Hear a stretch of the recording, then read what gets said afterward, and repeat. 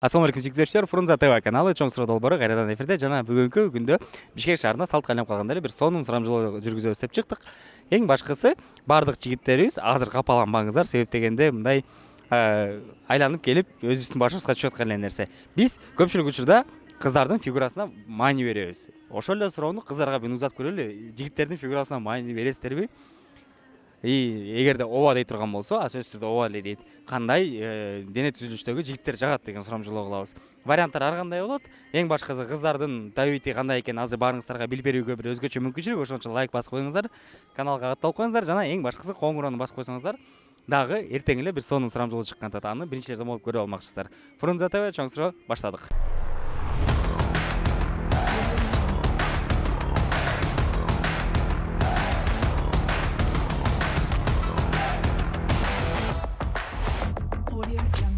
Мындай тамашалуу опрос болот от кыздарданчы. Нет, спасибо большое. Просто эркектердин фигурасы важныйбы, жокпу деген. Нет, не важно. Точно?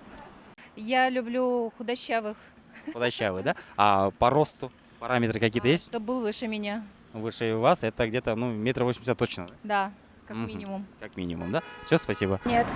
Идеал ваш. Пухленький. Пухленький? Прям такой. Вам только такие нравятся, да? Чтоб, ну, чуть-чуть такие жилистые. Да. А вам? Мне тоже. Стройные вообще не нравятся? Не, стройные как бы тоже нравятся, но мне лично А если парень накачанный, так, в меру? тоже. А если чересчур накачанный, прям у него все вот здесь торчит? Некрасиво. Да? Считаете так? А если, ну, парень такой, как я, это нормальная фигура считается? Самое главное, чтобы когда обнимала, было мягко. Да? Прикольно. У кого есть парень? Ни у кого. Серьезно? Че, в Бишкеке так мало пухленьких парней? Все худенькие. Все, жигиттер срочно толуш керек экен, калорийден көп-көптөн алып турула. Так, всем спасибо, рахмат. Наверное, не так, чтобы слишком сильно качком был, а короче, ухоженный был. Кожаны ал эми көбүнчө внешностька кирип калат да, өзүн алып жүргөн. А вот именно фигура боюнча мында балким кичине бир аз арыгыраактар, өтө накачанный жакпайт деп атасыз. Андай болсо приблизительно кандай деп койсок болот. Кичине курсак болсо болорбу? Ну да, это же естественно. Атыңыз ким? Эркектердин фигурасы маанилүүбү негизи? Жок. Эмнеге? Вообще көңүл бурбайсыңарбы ага? Жок. Вообще карабайм эркектерди. Эмнеге вообще карабайсызбы? Ооба. Карадал болоюн дейсизби? Ладно. Карап жүрмөк белек. Тура. Эми тура тамашалап эле суроо болот негизи бул жердечи. Просто эми эркектер деле бул нерсеге көп маани берип кое берет да, көп учурдачы. Кыздар балким определенный бир типтеги фигурадагы балдарды жакшы көрүшөбү деген ой болуп атпайбы? Ар бир кыздын өзүнөн болуш керек. Сизге орто бойлуу, накачанный, арыгыраак бир аз кандай? Мен айта албайм. Макул анда. Эркектердин фигурасы сиз үчүн маанилүүбү? Мындай стройный болуш керекпи же арыгыраак же толугураак дегендей? Жок, маанилүү эмес. Негизи таптакыр көңүл бурган эмеспи буга? Эми бурасың, бирок эми, ну это как бы не первый фактор, чтобы, ну я не знаю, как сказать. Жок, эми мындай да, ачык эле айтканда эркектер эле баары эле айтат, кереги жок деп. Бирок эми кээде байкап коюш керек да, может, бою чересчур узун, может, бою кыскараак, может, курсагы монда чыгып кетет. Чересчур болсо, эми ал болбойт да. Чересчур ичи чоң, же чересчур арык, же чересчур бою кыска эмес. Ну как бы нормальный. Если фигура мындай болсочу? Бул жакта алып коюңуз. Это слишком, да? Ну да. Вот, видите, мына кичине толугурактар уже жакпайт экен. Бакыт байке болбой калды. Меникичи нормально? Да, нормально. Менден бир аз. Иш кылып сизге көбүнчө учурда маанилүү эмес, бирок ошонун баарын алгандан кийин мындай эле суроо болуп калды. Өтө толук эмеспи, өтө арыгыр эмеспи же средний кандай кайсы фигура көбүрөөк мындай маани бермекси? Өзүңүзгө бир аз жакмак. Средний. Средний, накачанныйларчы? Тоже пойдет. Ну, мне нравится, когда парень выше ростом. Не, ну по росту все нравятся высокие, но вот Насчет фигуры? да, тело Мне вот реально, если честно, такие мускулистые не нравятся. Прям не нравится. Да, не нравится. Чтобы так среднее было.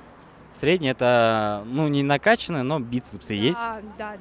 1,80 м с чем-то. Рост? Да. Ну, желательно. Или пойдет метр 60 тоже? Ну, я сама как... Ну, как чтоб бы- чуть выше вас, да? Да, чуть выше. Или Нормально. когда наравне нормально. Нормально Когда вернут? ниже, Вот примерно как я, да? да, Эльдос, ханума. очень приятно. Очень пса- Ну да. Какая фигура нравится?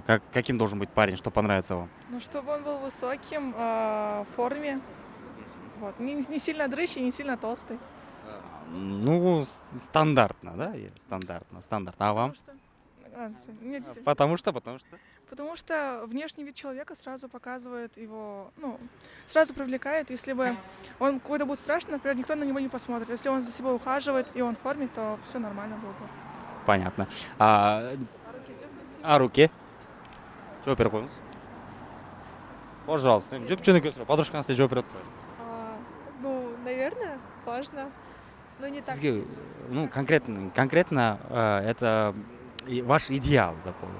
Рост 1,80 м, 70, 85. Да, среднего телосложения, высокого роста.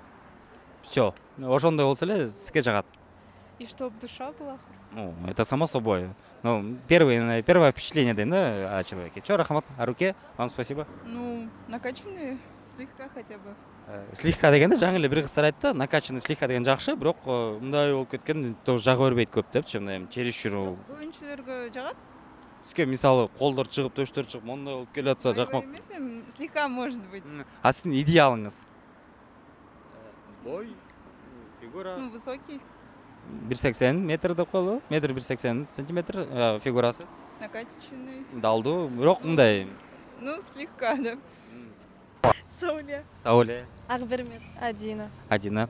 Аябай странный суроо болуп атат азыр конкретно. Силерге жигиттерден кандай фигура жагат деген. Өзүңөрдүн бир мындай эталонуңар барбы, идеалыңар барбы же болбосо, хотя бы ушундай болсо сонун болмок деген. Мага баары бир. Неге баары бир мындай хотя бы кайсыга көбүрөөк көңүлүңүз тартат ошону. Ну, мурун өзүмдүн мындай ну как эме бар болчу. Идеал. Идеальная фигура бар болчу. А сейчас вот с возрастом уже как бы на фигуру не смотришь, а больше смотришь на характер и на отношения. С возрастом деген. Жакшы. Да, жакшы болуп кетти. С возрастом понимаешь, что эптеп жашап кетсе эле болду деген. Итсе макул эчтеке болбойт дегендей эле го. Сиздечи? Широкие плечи. Широкие плечи, обязательно. Далдуу болсо эле болду. Широкие плечи, да, чтоб этот... А если мындай болсочу, плечосу широкий, бул жак ипичка, буттар мындай болуп туруп, мындай тыпыр-тыпыр жүргөн балдардан болсочу. Нет. Жок, кандай эмес, далдуу болсо эле болду сизге. То же самое, идеалом жок. Главное, чтобы уважал, любил, ценил. Аны бүт баары кылат, жигит болгондон кийин кылат, күйөөңүз болгондон кийин кылат. Просто азыр жок да жигит туурабы? Эми мындай эле сурап атабыз. Кандай фигура көбүрөөк жагат, кандай болсо сонун болмок деген. Плечи широкие, а таз чуть кичинекейрээк, чем плечи. Ну, не прям треугольником, ну так. Главное, не совсем худой и не совсем толстый. Нет. Это, скорее всего, зависит от человека. От человека. Главное, какой он есть. Ну, это, конечно же, да. Это Нет. Все хороши. все хорошие. Все хороши. Все хороши, да? И пухленькие, и худенькие. Нет стандартов. Кто вообще установил эти стандарты? Вас как зовут? Джамиля. Джамиля. Вы молодец, Джамиля. Все комментарии только о вас и будут писать. Все, спасибо. Ооба, Сиз бересизби конкретно? ооба. Кандай фигурада балдар жагат? Кандай десем, спорт менен машыккан мындай кең далылуу балдар жагат. Бою узун. Көпчүлүк ошо далга маани берип өткөн да, мисалы дал мына кенен болуш керек, широкий болуш керек. Сиз да ошого. Ооба. Анан байкашымча боюңуз да узун экен, өзүңүзгө балдарга койгон Суроо талаптарым аябай жогорку. канча болуш керек? Бою 180ден ашык болуш керек. 180ден? Түшүнүктүү. Фигурасы өтө качок эмес, өтө арык эмес, Өтө арык эмес. и далы кенен болуш керек. Болду. Кең далылуу болуш Кең далдуу болсо эле болду, сизге жагат. Ооба. Көчөдөн ошондой бала өтүп баратат деп коелу. Мисалы, Андай бала азыр жок. Кодейм табыш кыйын. негизи азырбы же негизи Бишкекте таба албай калган мындай? Нет, бар, эмнеге жок. Бар ооба. Төт жактарда мына балдар өтүп барат. Ошондой балдар көргөндө Анча мынча ышкырып келген күндөр болобу? Жок. Катып ала экен. Чоң жигит деп артынан тийишесизби? Жок. Эми албетте тийишпейт да, кыздар уялат, бирок эгерде бирок ошондой бала келип калса кокустан, көчөдөн кеңди алдуу, бою 1.80ден өйдө, жапжакшынака болуп эле келет. Чоң станцияга десе, жанагындай стереотипке салып коесузбу, мен көчөдөн таанышпайм деп кетип калбайсызбы? Стереотипке салып коебуз, эмнеге жок болобуз. Ошо логикаңарды таптакыр түшүнбөйм, мындай издеп жүргөнүңөр, айдан издегениңер жерден таап алып атса, андан кийин өзү келип атса, притом эмнеге ушинтип таанышпай койсуңар көчөдө? Билбейм. Достор, өзүңүздөр уккандай эле көпчүлүк кыздарга бойлору узун, кең далдуу жигиттер жагат экен. Бул албетте эми таң калыштуу эмес, себеп дегенде илгертен эле мындай ушундай стереотип катары алынып келген. Анан анча мынча мырзалар, балким бүгүн өзүңөргө тиешелүү параметрлерди укпай калсаңыздар, ичиңер күйүп барып жазбагыла, себеп дегенде кыздарыбыздын баары эле айтып атты. Жан дүйнөсүн карабыз деп. Бул туура жооп болот да. Бул гана ана бир аз кыстап койгонубуздун себеби бир вариант болсо да алып калалы дедик кыздардан. Камерадан көргөндөн уялып тартынып айткысы келип аткандан. Эң башкысы кыздар үчүн лайк басып коюңуздар, себеп дегенде кыздар акыркы күндөрү биздин опросторго аябай көп чыгып атат. Ошону менен биргеликте катышкан биздин кыздарыбыздын көпчүлүгүнүн дарегине жаман комментарий жазган жок. Бул чын-чынында келгенде эркектикке жатпайт го дейм. Өзүбүздүн татынакай кыргызыбыздын кыздарына жаман комментарий жазган бул туура эмес болуш керек жигиттер. Ошон үчүн кыздарыбызды ылдыйга жазып мактап койгула. Эң башкысы кыз болобу, эркек болобу, жан дүйнөсүнө карап мамиле кылабыз деп ар дайым айтып келебиз. Бүгүнкү сурамжылоо болгондо гана бир аз кыйнап, кыстап атып алынган жооптор болду. Ошон үчүн капетпейбиз. Андан дагы бир кыскача маалымат. Биздин каналыбыз азыркы учурда бир эмес 2 опрос чыгара баштадык бир күндө. Каналды эгер көпчүлүгүн көрбөй калып аткан болсоңуздар, ал силер көрбөй калып атасыңар, себеп дегенде бир гана кыздарга тиешелүү болгон эле темалар көп көрүүлөрдү алып туруп эле, анан кийин апаларга тиешелүү болгон, коррупцияга тиешелүү болгон, ажырашууга, кыргыз элинин көпчүлүк көйгөйлөрүнө тиешелүү болгон проблемаларды сурамжылоо кылсак, алар эмнегедир көрүүлөргө көп арзыбай калып атат. Ошон үчүн каналды бир карап, көрүп, өзүңүзгө жаккан теманы тандап, дагы бир сыра көрүп койсоңуздар болот.